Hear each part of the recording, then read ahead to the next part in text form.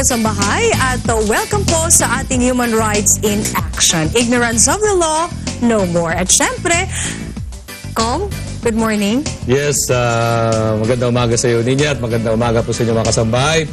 Sa ngalan po ni Kuya Daniel Rason, ito po si Commissioner William Soriano. At nandito po tayo sa Human Rights in Action. At ngayong umaga po, Ninya, mga kasambahay, mahalaga po ang ating pag-usapan kasi tatalakayin po natin itong nag-uumpugan, if I may say, no? Parang conflict of the authority of the regulatory power of the government, yung authority ng Movie and Television Review and Classification Board o MTRCB as against the freedom of expression, no? The freedom of the press. Hanggang saan ba saklaw ng kapangyarihan ng censor yung paghahayag, kalayaan maghayag at yung freedom of the press. Kaya nga, Kom, di ba? At para sa inyong kaalaman, mga kasambahay, pasado alas 5 po ng hapon kahapon, ay sumugod dito sa UNTV ang ilang kawani ng MTRCB. Kasama po nila mga pulis na sakay ng 4 na mobil at nagtawag pa di umano ng iba pang mga media networks para lang maghatid ng kopya ng suspension order sa programa pong Ang Dating Daan ni Brother Eli Soriano. Ang usaping ito ay nag-umpisa po noon pang taong 2004 nang patawan nga ng MTRCB na mahigit sa 3 buwang suspensyon si Brother Eli Soriano. At Commissioner, ano ba ang MTRCB dito? Ano ba talaga yung ginawa nila, yung kanilang naging stand dito? Ang MTRCB nga ay isang regulatory arm ng government, no? Para yan ay ayon sa Presidential Decree 1896, no? Isang ahensya ng gobyerno na inaatasang mag-review at mag-classify ng mga programang inilalabas dito sa motion pictures o kaya sa mga pelikula o kaya dito sa television. So, doon sa Presidential Decree na nagbibigay ng kapangyarihan, meron din silang kapangyarihan magpataw ng sanksyon, no? Pag ikaw ay lumalabas, kung makikita mo, no? Marami na rin silang mga pinasuspindi, di ba, mga programa sa television? Hindi lang yung programa, pati yung mga broadcaster o yung mga artista na lumalabag sa mga alituntunin o kaya doon sa mga rules and regulations. Oo, ng MTRCB. Ng MTRCB. Pero ito ngayon ang tanong ng bayan, hanggang saan nga ba ang saklaw ng kanilang kapangyarihan? Maaari ba silang magsuspinde ng isang TV personality katulad nga po ni Brother Eli Soriano? At ito pa, may karapatan ba silang pigilin ang freedom of speech and religion? Yun na nga. Kasi iba yun di ba? Freedom of speech at the same time, yung relihiyon. Yes, yes. Ang ano dyan, yung freedom of speech nga, merong, that is constitutionally protected, by the way, Ninya. Although there are certain times, no, na yan ay nga nadiderogate.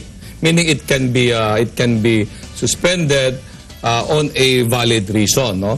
So, doon naman sa freedom of religion, yun ang talagang napakalawak nung kalayaan ng kaisipan kung ano yung paniniwalaan mo, no? Oo, kasi so, parang hindi ata sa aking pananaw, no, bilang abogado at bilang human rights advocacy, doon sa freedom of expression, freedom of the press, maaari pa akong siguro sumang-ayon dyan na talagang it has to be regulated, no? Kasi talagang hindi naman natin pwedeng sabihin na absolute right yan, no? But with regards to the freedom of religion, yung paniniwala mo, no? Kalayaan na kung maniwala ka o kung ano yung dapat mong paniwalaan, palagay ko yan ay absolute, kasi you cannot impose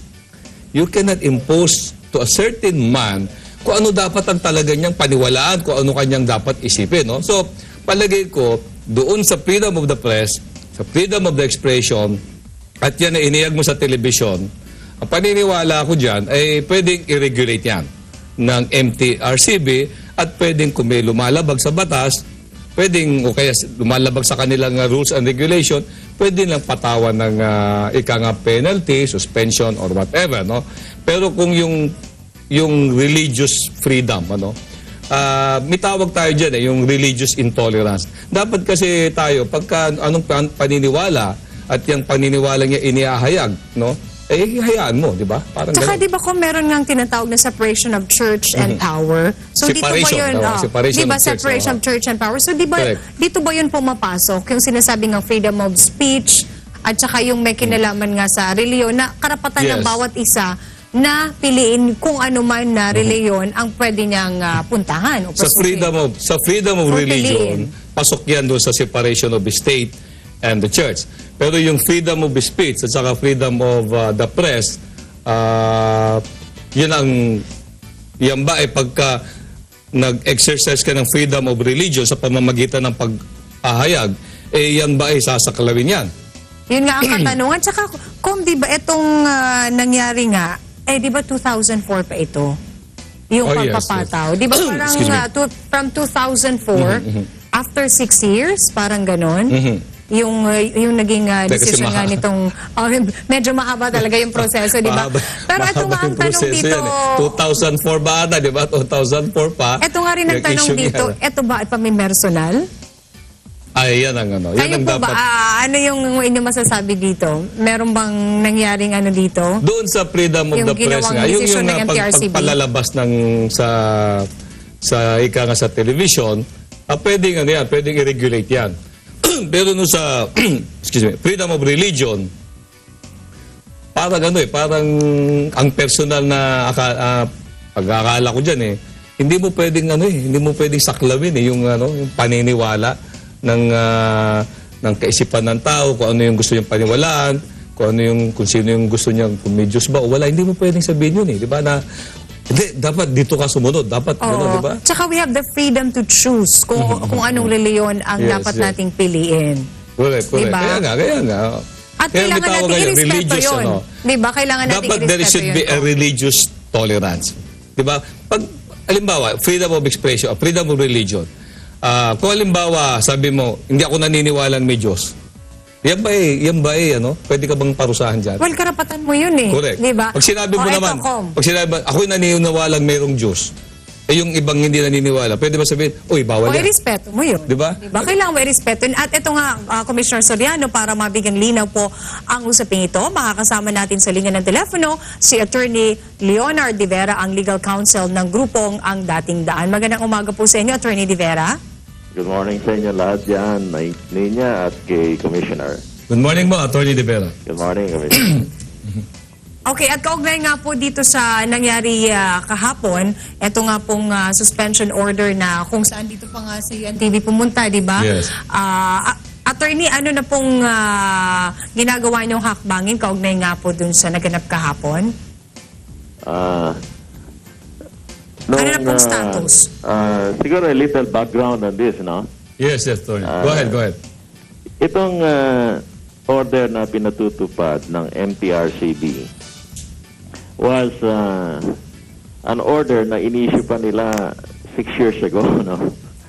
Ngayon, na nangyari rito,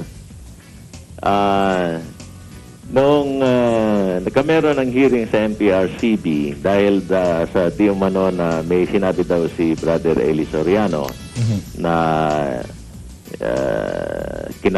kinategorize nila na it was obscene, it was improper.